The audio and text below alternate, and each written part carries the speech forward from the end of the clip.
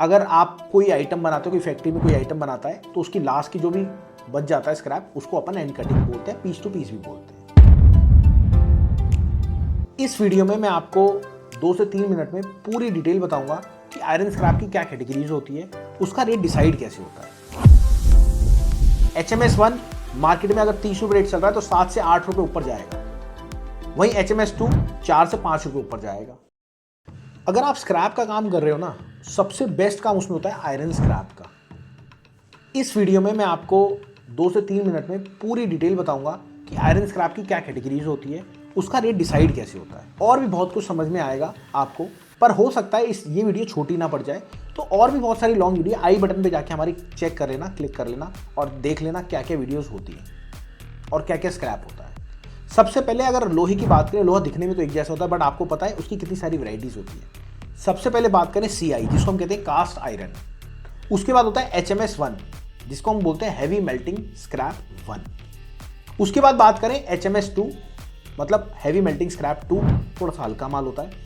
And cutting, and cutting का क्या role होता है? एंड कटिंग होती है जितने भी, अगर आप कोई आइटम बनाते हो, कोई फैक्ट्री में कोई आइटम बनाता है तो उसकी लास्ट की जो भी बच जाता है स्क्रैप, उसको अपन एंड कटिंग बोलते हैं, पीस टू पीस भी बोलते हैं। वहीं अगर बात करें, अगला माल आता है CRC स्क्रैप। CRC स्क्रैप जैसे गाड़ियां मैन्युफैक्चरिंग हो रही है, उसके पार्ट्स निकल गए, तो वो चीज़ होती है CRC। उसके बाद होता है बरूदा, और फिर होता है टर्निंग स्क्रैप। टर्निंग स्क्रैप में भी 2 क्वालिटी होती है। एक होता है आपका टर्निंग स्क्रैप नॉर्मल, जो कि खराद मशीन पर मिल जाता है। एक होता है टर्निंग स्क्रैप केमिकल वाला। अब केमिकल वाला क्यों होता है सर? जितने भी बड़े मैन्युफैक्चर होते हैं ना, वो केमिकल से यूज करते हैं, और ऐसी वीडियोस में आपको और भी दे दूंगा। बट क्या होता है सर, ये आधी अधूरी जानकारी ना आप लोगों को समझ में नहीं आएगी। इसका रेट कहां से डिसाइड होता है?